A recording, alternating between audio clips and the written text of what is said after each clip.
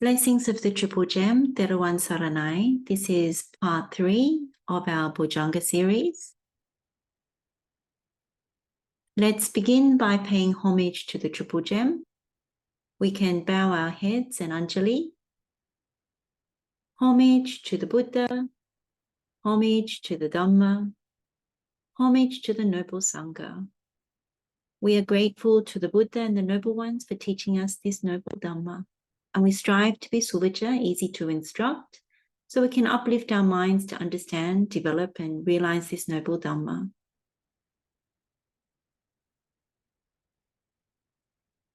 In part 1 of this Bojjhaṅga series, we have looked at an introduction and overview of the Buddha's teachings on the 7 factors of enlightenment. In part 2, we took a more in-depth look into the 7 factors of enlightenment, and this was particularly through the Sīla Sutta. And in that teaching, there was a clear progressive pathway for developing the 7 factors of enlightenment, with the Buddha's explanation showing how each factor of enlightenment in the sequence becomes conditioned for the next one until all factors have been activated and can be developed further. In this next session on the Bojjhaṅgas, we'll be addressing some of the questions that have come up on developing and practicing the Bojjhaṅgas, also known as the factors of enlightenment. So let's begin. The first question is it possible to develop the Bojjhaṅgas at work or while going about daily activities? The short answer would be no, because development of the Bojjhaṅgas is heavily inclined towards enlightenment and the ending of all suffering. When we're at work or going about our daily activities, this is not the appropriate time to develop the Bojjhaṅgas. Some of you may have heard me say many times, when we're at work, we do the work. That's what we're paid for. And when we go about our daily activities, fulfilling roles and responsibilities, that should be our focus in order to ensure we attend to things as needed and to get things done, and so our lives move quite smoothly. Now, if we try to mix in spiritual practice, and particularly the development of the Bojjhaṅgas, at an inappropriate time, it can really mess things up, both externally and internally. We could potentially mess our work up and cause unnecessary problems with people at work, or worse, lose our job and our source of income. And we may not be able to properly focus and concentrate on responsibilities towards family, friends, and community. There may be unnecessary hindrances or guilt in the mind, and we can also become quite forgetful and negligent towards our duties in everyday life. And these errors will often lead to other kinds of suffering, which is not what we want. So this is not what the Buddha would have recommended, particularly for lay practitioners. And so we can look at a few suttas that support this and demonstrate what the Buddha actually recommended. The first sutta from the Sīla Sutta, and this is what we examined in part 2 on the Bojjhaṅga series. Right at the beginning of that teaching, the Buddha highlights the importance of physical and mental withdrawal or seclusion from the world in order to develop the factors of enlightenment. So the Buddha stated, by associating with those who are accomplished in virtue, accomplished in concentration, accomplished in wisdom, accomplished in liberation, and accomplished in knowledge and vision of liberation. And he said it was helpful. And the reason is because when one has heard the Dhamma from them, one dwells withdrawn by way of 2 kinds of withdrawal. So withdrawal of the body and withdrawal of mind. And dwelling thus withdrawn, one recollects the Dhamma and thinks it over. So the Pali word, as we went through withdrawal, is vupakasena, which can be translated as separation, seclusion, or even solitude.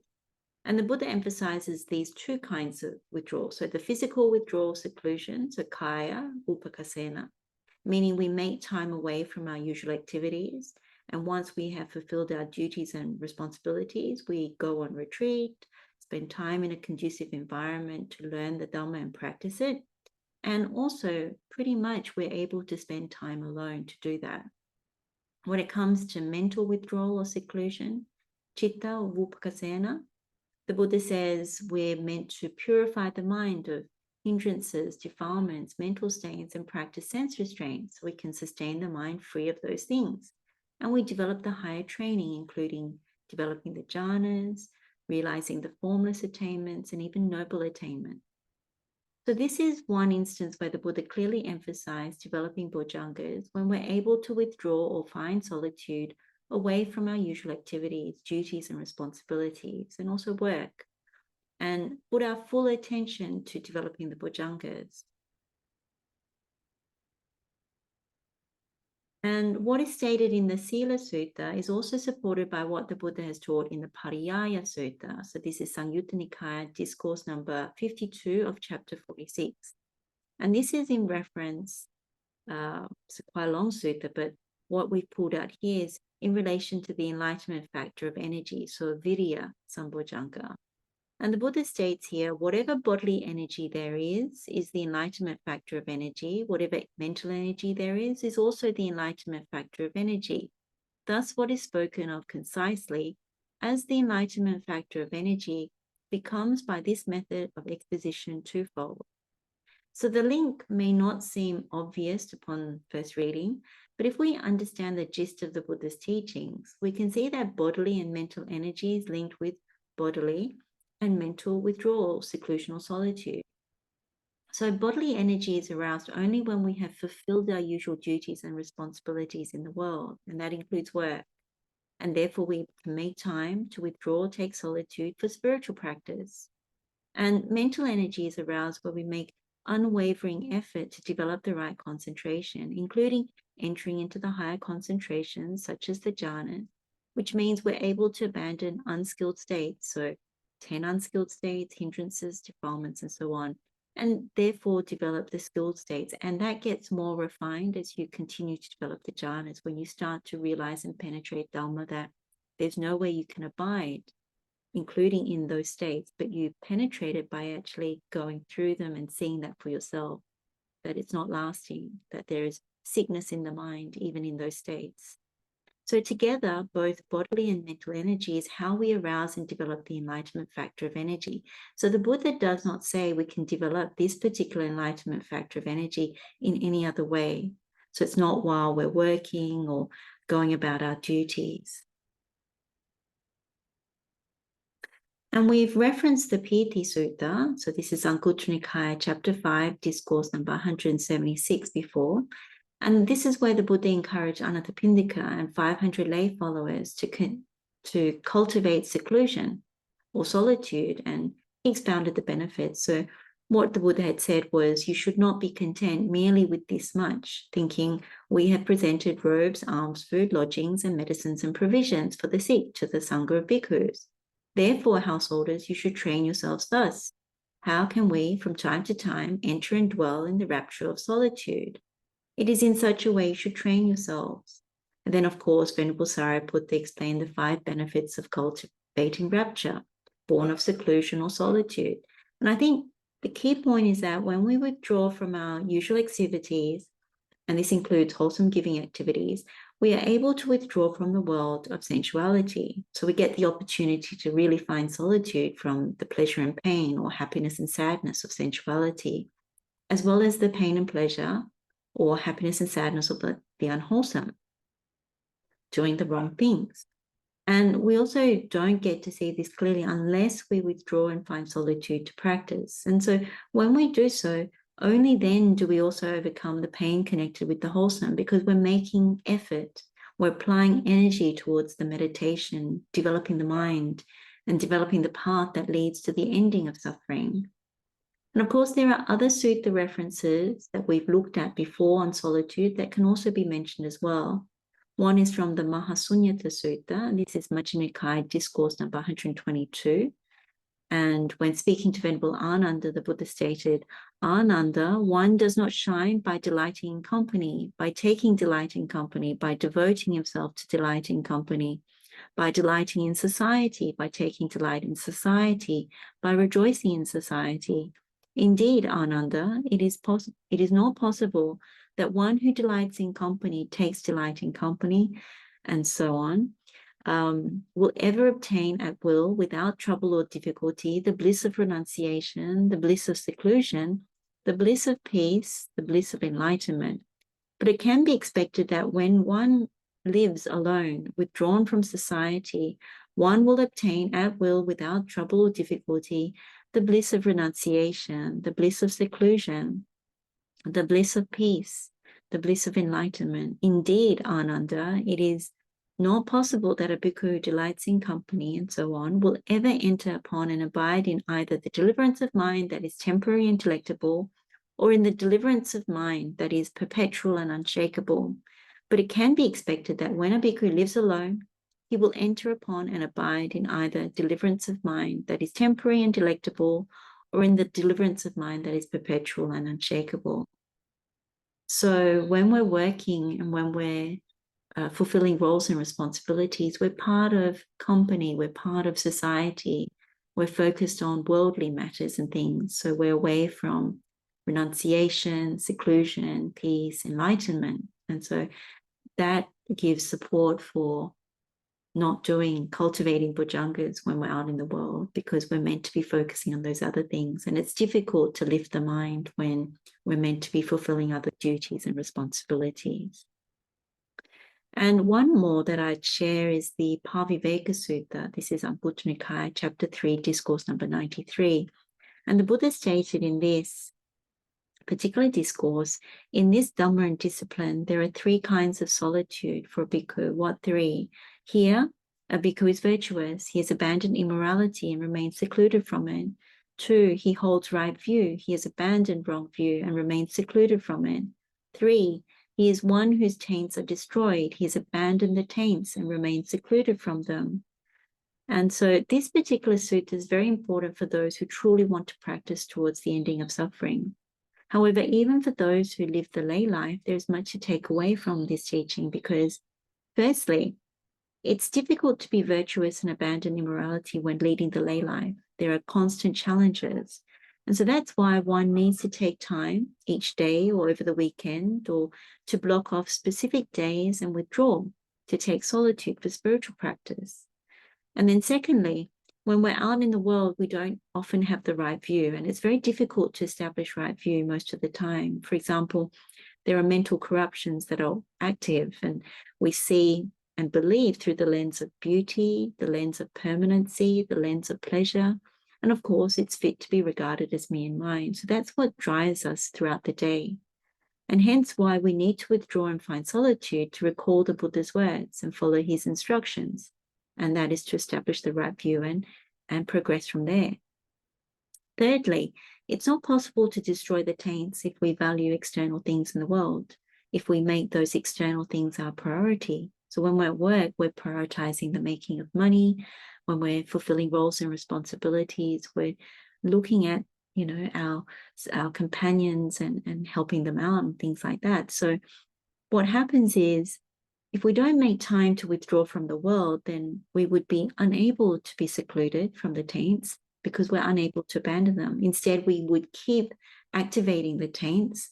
And so that means the ending of suffering is far away. And so there are more sutta references, but I think that's probably enough to answer the first question.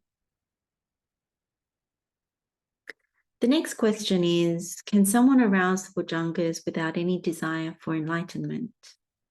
Now, when we immerse in the Buddha's teachings on the Bojjhangas throughout the Pali Canon, there is undoubtedly a clear pathway towards enlightenment or nibbana. When we went through part 1 of this Bojjhaṅga series, we highlighted across a number of discourses how the Buddha taught that when we develop to fulfillment the factors of enlightenment, that they lead to the destruction of craving. And with the destruction of craving comes the destruction of kamma. And with the destruction of kamma comes the destruction of suffering. And we also saw that the Buddha says the Bojjhangas are the makers of vision, the makers of knowledge. They promote the growth of wisdom, and we're free from vexation. And so this leads towards nibbana. We also saw that the Buddha said they lead to utter revulsion, to dispassion, to cessation, to peace, to direct knowledge, to enlightenment, to the destruction of craving.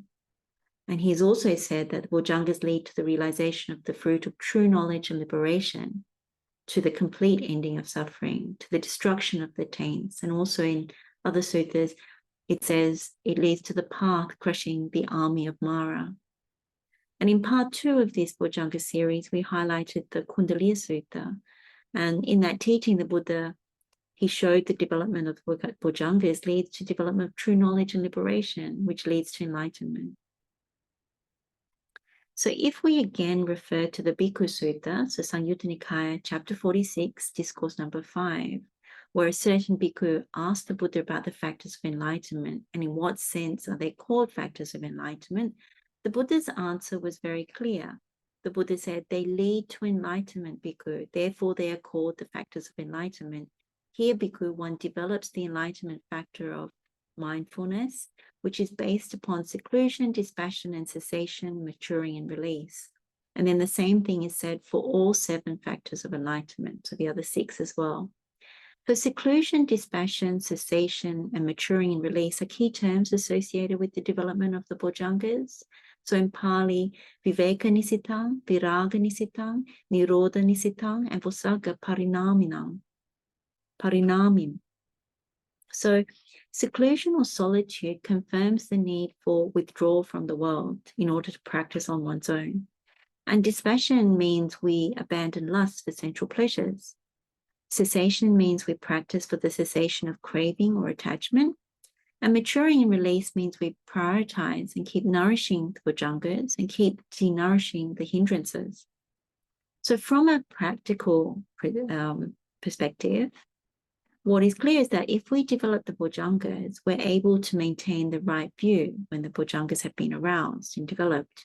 So it's possible for us to keep sickness of the mind and the mental states at bay. And these factors of enlightenment work hand in hand with the other Bodhipatya dhammas or enlightenment factors, and also noble attainment if one has realized path and fruit. And if one has abandoned some of the taints, it makes it possible not to go back and activate them again, at least for the meditation, because one is seeing clearly with wisdom. One has penetrated certain Dhamma with wisdom, and that wisdom is active. And so when the Buddha goes on to say, while one is developing these 7 factors of enlightenment, one's mind is liberated from the taint of sensuality, from the taint of existence, from the taint of ignorance. When it is liberated, there comes the knowledge, it's liberated. And one understands, destroyed is birth, the holy life has been lived, what had to be done has been done, there is no more for this state of being. They lead to enlightenment, bhikkhu, therefore they are called factors of enlightenment.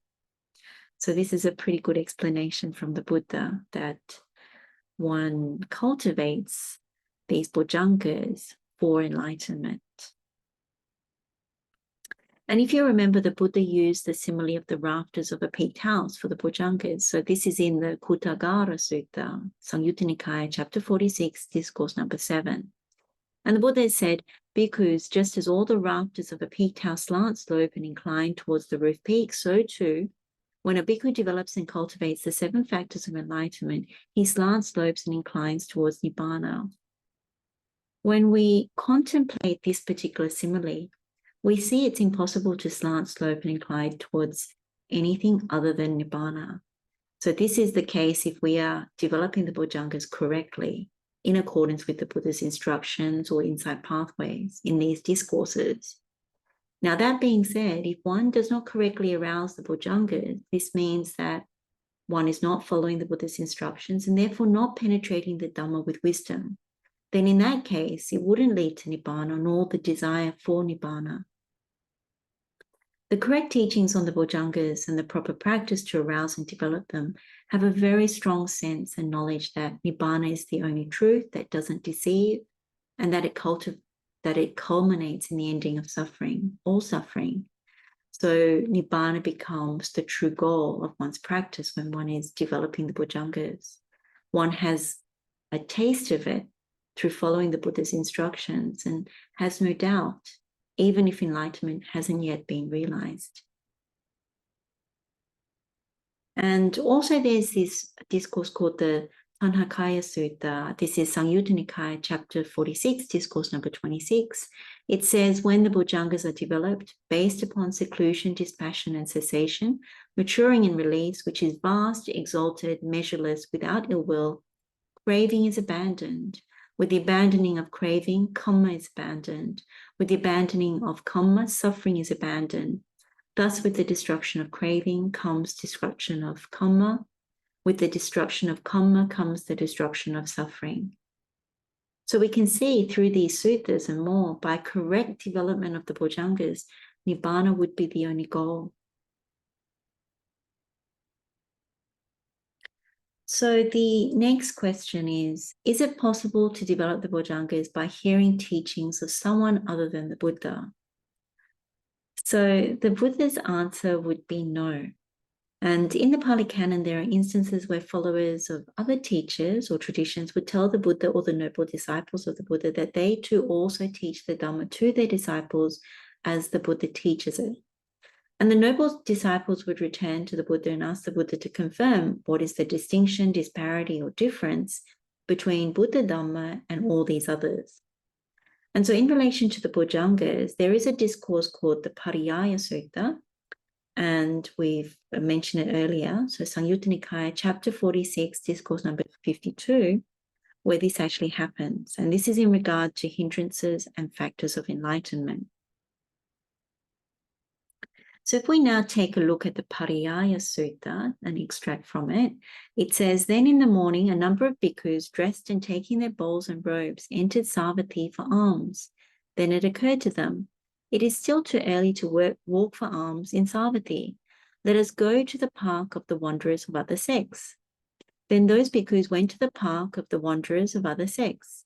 They exchanged greetings with those wanderers, and when they had concluded their greetings and cordial talk, sat down to one side. The wanderers then said to them, friends, the ascetic Gautama teaches the Dhamma to his disciples thus.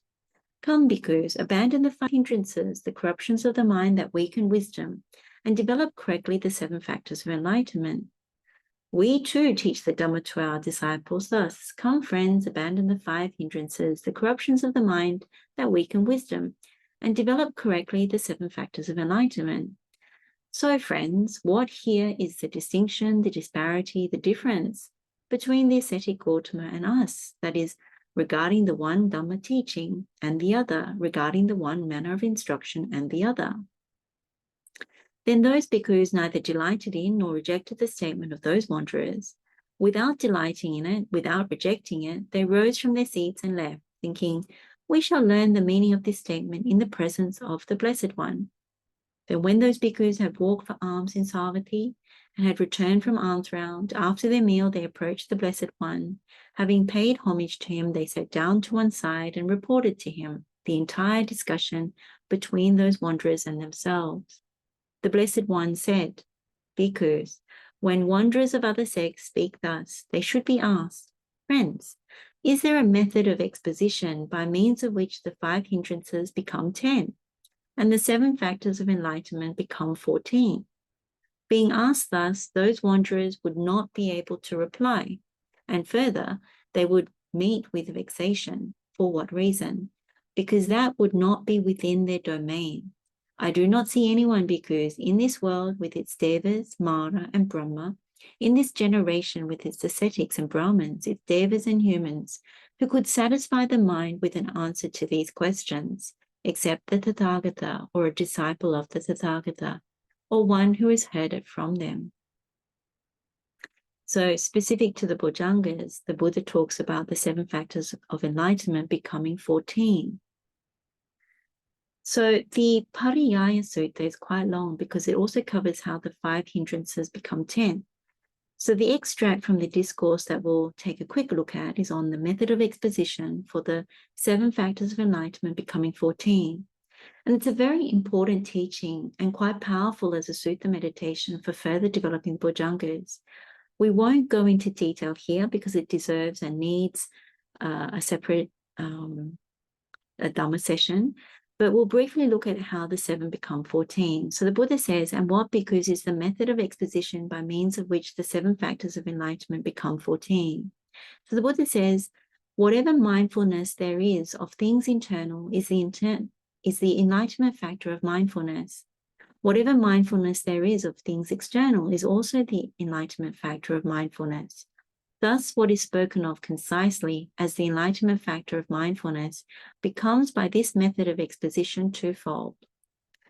So we already know that we need to establish the 4 establishments of mindfulness, the Satipatthana, to arouse the enlightenment factor of mindfulness. So this is where we make the distinction between the internal body and the external gross body. Now, if we penetrate the Dhamma correctly, then we would understand that the external and internal are to be treated the same, having investigated and contemplated them wisely. Now, if you have developed the Buddha's teachings correctly, then you will know what this means. And then the Buddha says, whenever one discriminates things internally with wisdom, examines them, makes an investigation of them, that is the enlightenment factor of discrimination of states, or otherwise called investigation of the truth. Whenever one discriminates things externally with wisdom, examines them, makes an investigation of them, that is also the enlightenment factor of discrimination of states. Thus, what is spoken of concisely as the enlightenment factor of discrimination of states becomes by this method of exposition twofold. So similarly, we can discriminate, examine, and fully investigate the Dhamma both internally and externally. And this is certainly connected with the understanding of the arising and passing away phenomena of the internal and external body as part of the enlightenment factor of mindfulness. So it's an extension of it. And then the Buddha says, whatever bodily energy there is the enlightenment factor of energy. Whatever mental energy there is also the enlightenment factor of energy. Thus, what is spoken of concisely as the enlightenment factor of energy becomes by this method of exposition twofold. So we examined this earlier with the answer to the first question on whether it's possible to develop the bojjhangas at work or while doing our daily activities. And remember, we went through how physical and mental withdrawal or solitude is needed. And this is linked with what the Buddha is saying here about bodily energy and mental energy to arouse the enlightenment factor of energy. And then the Buddha says, whatever rapture there is accompanied by thought and examination is the enlightenment factor of rapture. And whatever rapture there is without thought and examination is also the enlightenment factor of rapture. Thus, what is spoken of concisely as the enlightenment factor of rapture becomes by this method of exposition twofold. So here the enlightenment factor of rapture is accompanied by thought and examination as well as without thought and examination. And the one that is accompanied by thought and examination is linked with the training in higher thought. And that is rooted in non-greed. And the one without thought and examination is linked with the training in higher wisdom. And so that is rooted in non-delusion. So when you understand this deeper Dhamma, you will understand what the Buddha means here. So that's all I'll say on that one for now. And then the fourth thing that the Buddha says is whatever tranquility of body there is the enlightenment factor of tranquility. Whatever tranquility of mind there is also the enlightenment factor of tranquility. Thus, what is spoken of concisely as the enlightenment factor of tranquility becomes by this method of exposition twofold.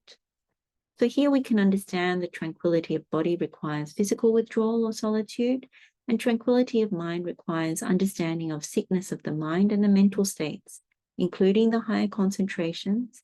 And so deeper contemplation of aging and sickness really helps here.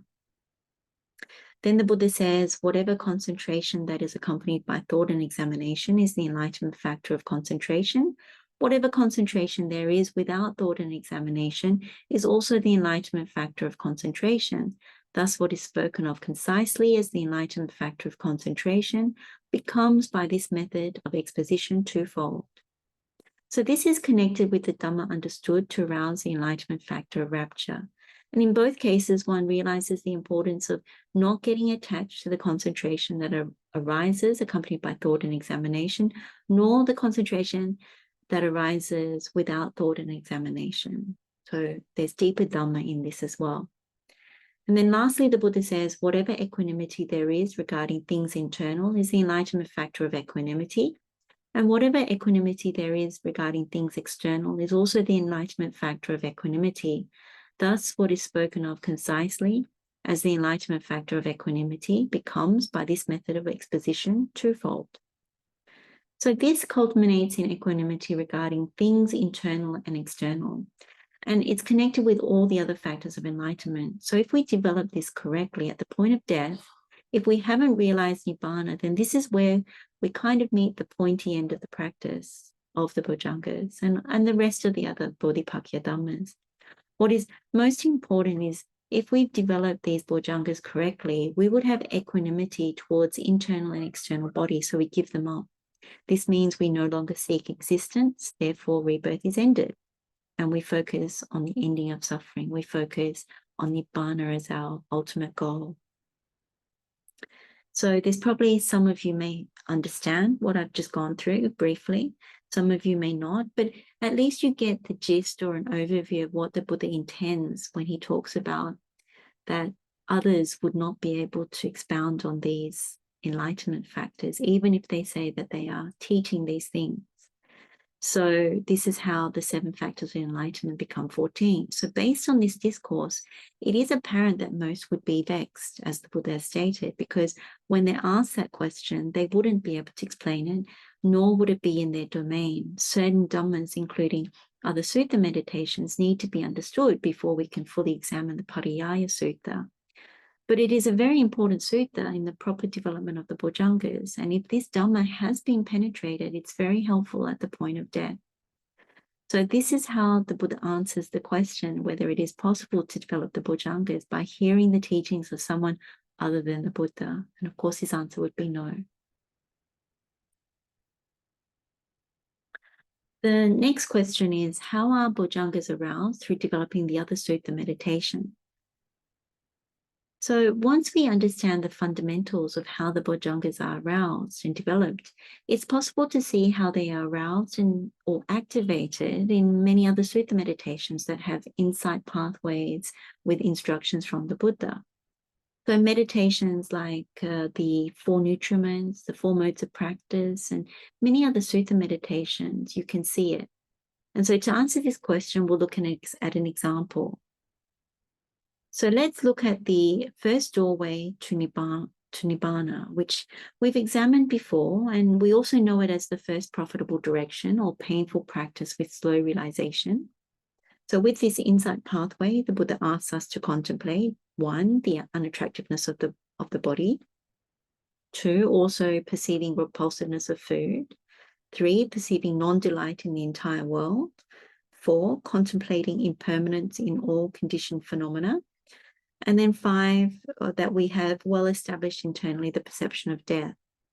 So when we contemplate any or all of these subjects, it helps us to arouse the enlightenment factor of mindfulness, so sati sambojjhanga in Pali. And we reach the first jhana if we have contemplated this correctly. So this is what arouses the enlightenment factor of rapture, Pīti Sambojjhanga. Then when we contemplate the arising and passing away phenomena of form as part of this first establishment of mindfulness, and the enlightenment factor of investigation of truth is aroused, so the Dhammavicaya Sambojjhanga. So if we have direct insight into at least one of the links in dependent origination as part of that contemplation, then we reach the first abiding or heavenly abode. So this is where we touch Nibbana for the first time. And the enlightenment factor of rapture, Pīti Sambojjhanga, is developed further. So at this point, we have reached some mental stability and we've aroused 4 of the Bojjhangas. So we want to protect the mental stability, and we do this by preventing any unarisen, unwholesome or unskilled states from arising. So these are sensual thoughts, ill will thoughts, and harming thoughts. So this is how we arouse the enlightenment factor of energy, so Virya Sambojjhanga. Then when we contemplate the first noble truth of suffering, so the first wonderful and marvelous idea, this is where we ensure we have no misapprehension about pleasure in relation to birth, aging, sickness, and death. And we understand that no matter what object we take, the feelings that arise from those objects, that they all result in suffering, some kind of dukkha. And if we see this correctly, then we arouse the enlightenment factor of tranquility. So Passaddhi Sambojjhanga arises. And with that understanding, we make the determination for the truth. We have insight into the death-bound nature, the suffering nature of our predicament in samsara, that what we construct doesn't last. So our desire for what is subject to aging, sickness, and death subsides, and the desire for the attainment of the safety and lasting happiness of Nibbana arises. So then this is the concentration due to desire, which arouses the enlightenment factor of concentration, so Samadhi Sambojjhanga. At this point, we contemplate that if we do not restrain our sense faculties, then covetousness and sadness will arise. So Abhita Domanassa in Pali. If this happens, then we're back into the pleasure and pain, happiness and sadness conundrum. So what we do is we understand we need to restrain the sense faculties, and this helps us to arouse the enlightenment factor of equanimity, Upekkha Sampajjhanga. And we complete the meditation by following the remaining steps to cultivate immeasurable loving kindness. So it's important to note that the deeper our understanding of the Dhamma in each part of this insight pathway, this first doorway to Nibbana, such as seeing form with proper wisdom or understanding the link's independent origination, penetrating the noble truth of suffering. So those are examples.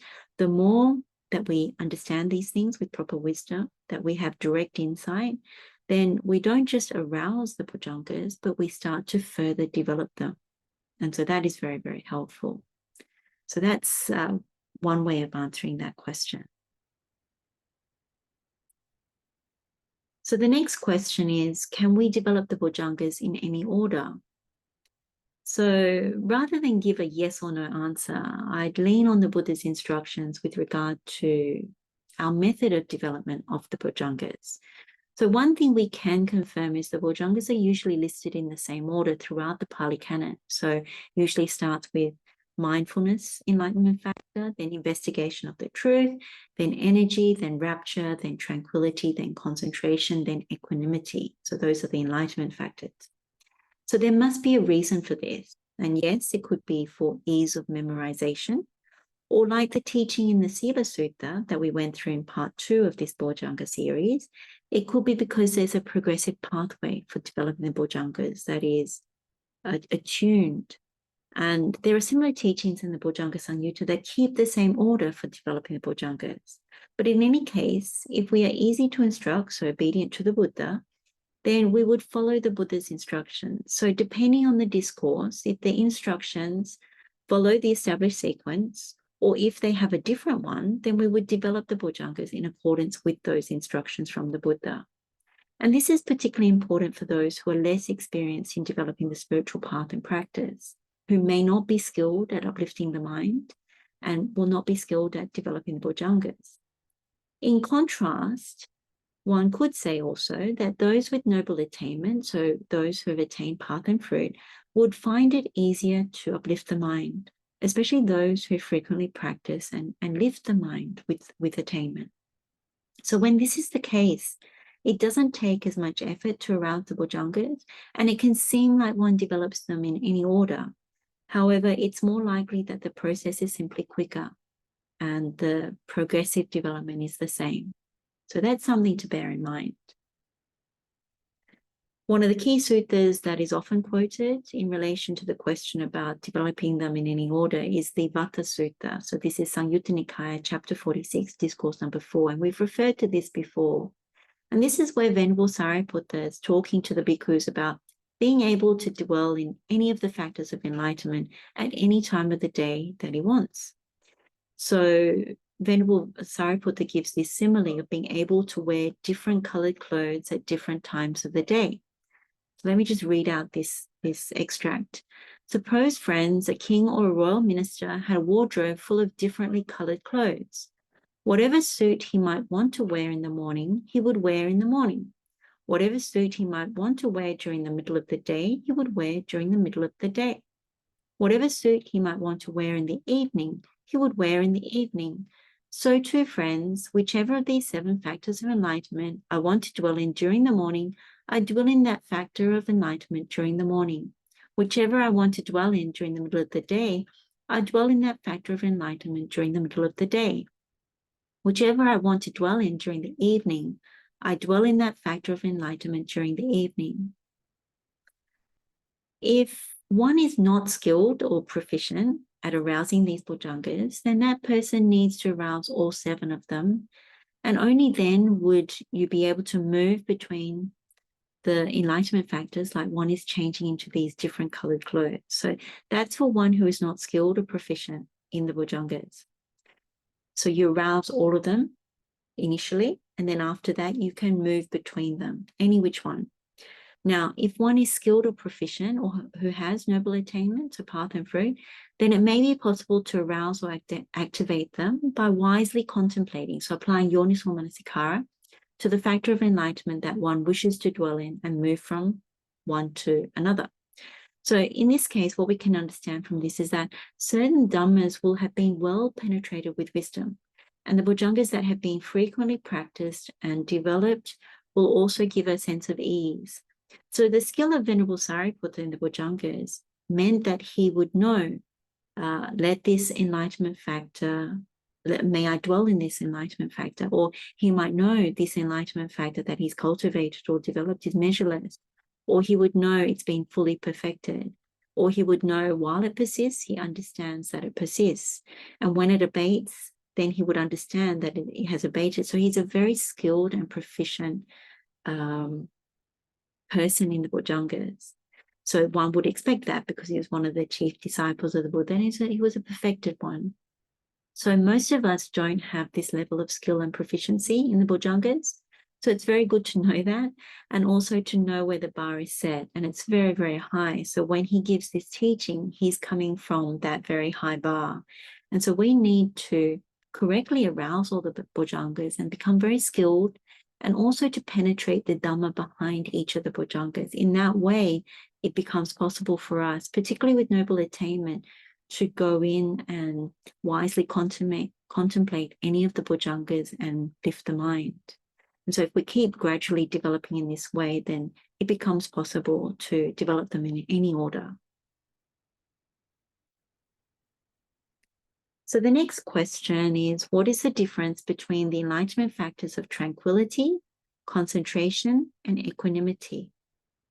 So this is a common question when it comes to the factors of enlightenment that the Buddha has grouped as calming factors. In the Āgī Sutta, and this is in the Bojjhanga Samyutta, the Buddha gives the simile of a bonfire where a man wants to extinguish a great bonfire. And what he does is he throws wet grass, wet cow dung, and wet timber onto it, and he sprays it with water and scatters soil over it. He would be able to then extinguish the great bonfire. So this is similar to when we arouse and develop the enlightenment factors of tranquility, concentration, and equanimity, because what it does is it calms the mind down. So there is a clear distinction between these three factors of enlightenment, and we did highlight this in part 2 of this Bojjhanga series when we went through the Sīla Sutta. So in simple terms, the enlightenment factor of tranquility, the Passaddhi Sambojjhanga, is associated with tranquility of the mind and tranquility of mental states. So when we develop the mind or develop our meditation, we constantly need to ensure that our mind is not sick. And when we purify it by arousing the other Bojjhangas, that sickness doesn't re-enter the mind. So this sickness is largely associated with misapprehension. We have sick or corrupt perceptions, such as taking it as me and mine, thinking we can continuously fix our conditions, thinking we can construct something that lasts, that we have lasting pleasure, and so on. And so this is at the root of how we breed mental defilements. So the enlightenment factor of tranquility involves contemplation of the mind, so cittanupassana, because it's similar to how we develop the mind using Vatasuta Sutta and similar teachings. When we're able to diagnose the mind, like we know when the mind and the mental states have greed, hate, or delusion, then we know that we need to tranquilize it using the proper medicine. And concentration due to investigation, vimamsa samadhi, that plays an important role because we don't wish to have unwholesome or unskilled states by body, speech, and mind. And we understand this with wisdom. So this is what activates the enlightenment factor of tranquility, having investigated these things. So if you're familiar with the pleasant modes of practice, so sukhapaṭipada, and particularly the pleasant practice with quick realization, so sukhapaṭipada kipabhinya, then you'll understand this point about vimamsa samadhi. For those who are not familiar, we will be delving into the pleasant practice with quick realization after we've looked at the pleasant practice with slow realization, which is coming up soon. So the enlightenment factor of concentration then When we arouse it, this is when the body is tranquil and the mind is happy. So it is a Dhamma niyama, something that gets activated when the enlightenment factor of tranquility is developed correctly. So this enlightenment factor of concentration is where we experience that we know that we don't want to go back to the lesser state of mind, that we don't wish to go back where the mind is less purified, that it has more greed, hatred, and delusion. So for beginners, one would wisely contemplate the pleasure or happiness of the concentration and what the Buddha has taught regarding the Four Noble Truths, that if there is pleasure, then there will be pain or suffering. So there is a flaw in our concentration if we're clinging or craving to the happiness in the mind. And for more advanced practitioners, one would develop to understand that we don't even want to abide in any of these higher concentrations. And these include the jhanas, the formless attainments, and so on, because this holds true for those who have correctly seen and understood the arising and passing away phenomena of form, feeling, perception, volitional formations, and consciousness. Because even in the form jhanas, even in the formless states, which are based on feelings and perceptions, that all of these things are impermanent. So what we don't want to do is crave them, become attached to these higher concentrations. Many of the teachings that we've studied help us to discern this, including Samadhi Bhavana Sutta, Chula Sunyata Sutta, Ninja Sapaya Sutta, Vamika Sutta, and many, many more. What we realize when we do these teachings and sutta meditations is that we cannot abide or dwell in these attainments without sickness in the mind, because what happens is we fall from these states, so we're not free of suffering. So when we understand, when we penetrate this Dhamma through those meditations, what we understand is that it's not Nibbana and there's no lasting happiness in those states. And so when you get to this particular concentration, you give them up. So this is the Samadhi Sambojjhanga. Whichever way one sees it, the enlightenment factor of equanimity is aroused and developed. And when we give up any attachment to the concentration, and in that way, we are giving up both pain and pleasure and wanting to abide in any sort of state. So equanimity arises and we go to something that is more pure, more stable, and it contains the direct knowledge of having understood that. The enlightenment factor of equanimity is very important when it comes to whether one ultimately goes towards Nibbana. If one has a preference or a tendency or an attachment to certain higher concentrations, then this can be very strong in each of us. It's important to know that we've done these things before. Therefore, this is what needs to be seen, needs to be wisely contemplated and abandoned so we can develop the Bojjhangas. Or really, the Bojjhangas help us to see that. So what we can see is that there are clear differences in the enlightenment factors of tranquility, concentration, and equanimity. They don't just blend together, and they're not just different words for the same thing. Instead, there are distinctions in what Dhamma has been penetrated with wisdom and direct insight for each one, and how they are connected to each other, how they help each other.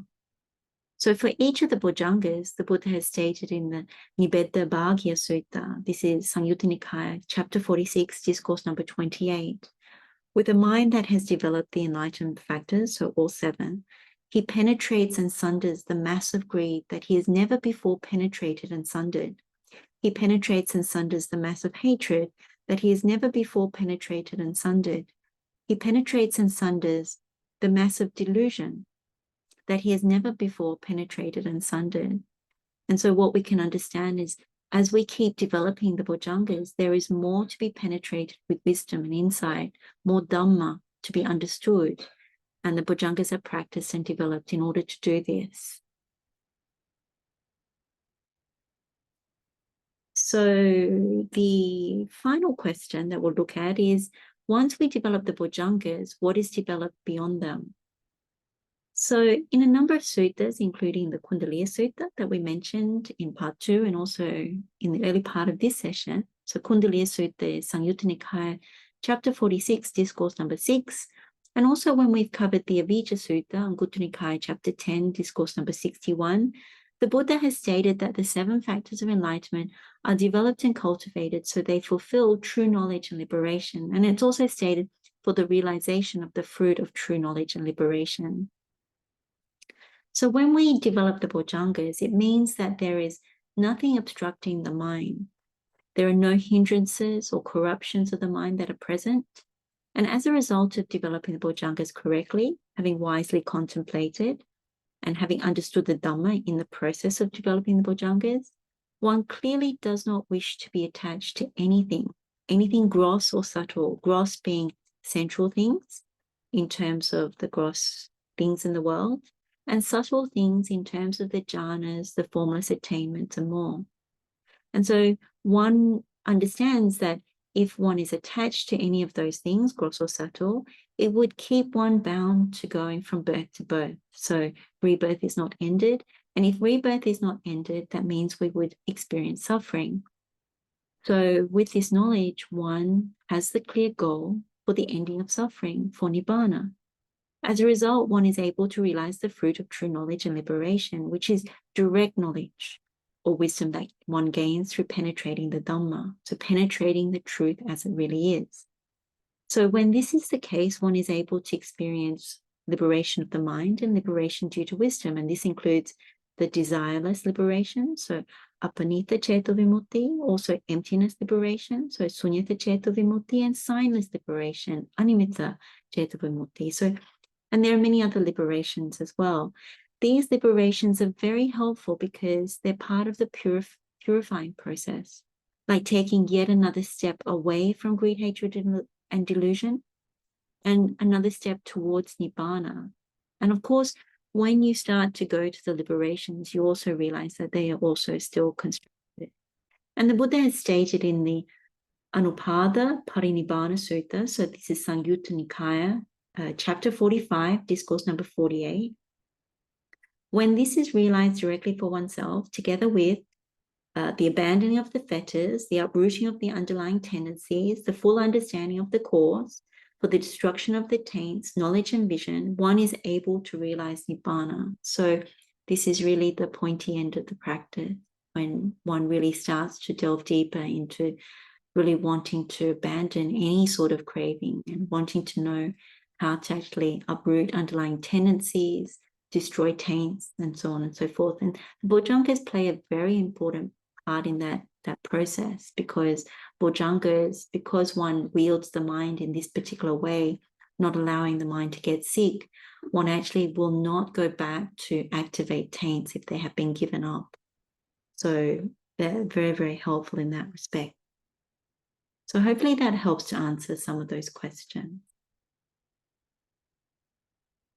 So we've now come to the end of part 3 on the factors of enlightenment, or Bojjhangas. There were some questions that were asking about teachings of other teachers and other methods, and I've refrained from addressing those questions because that's not in my remit to do so, to critique other teachers and to bring confusion to the people that are looking at the sutta meditations. So I've left those there. If those questions are very important to you, then please email directly specifically what you want to know, and I'll see whether I can address them directly back to you. So we can end our session with gratitude to the Buddha for all these teachings and any assistance or help from the Noble Ones. So we can share the merit with all sentient beings. May all beings be happy and well. May all beings be free from suffering. Blessings of the Triple Gem. Teruan Saranai. Wishing you well.